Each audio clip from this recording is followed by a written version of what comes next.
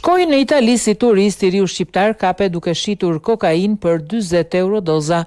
Gjatë kontrollit, ja çfarë ju gjetën.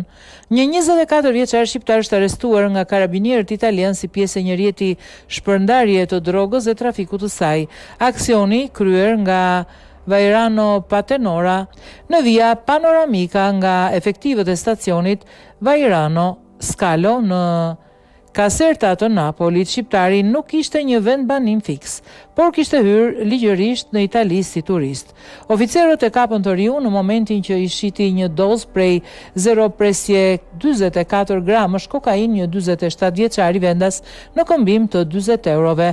Pas një kontrolli personal, 24 vjeçari ju gjetën në posedim edhe 4 doza të tjera kokain me një peshë totale prej 1.77 gramësh, 2 doza 0.81 gramësh, 2 doza hashashi me peshë 10.53 gram në total, si dhe shumën prej 635 eurosh në para të gatshme dhe një telefon inteligjent.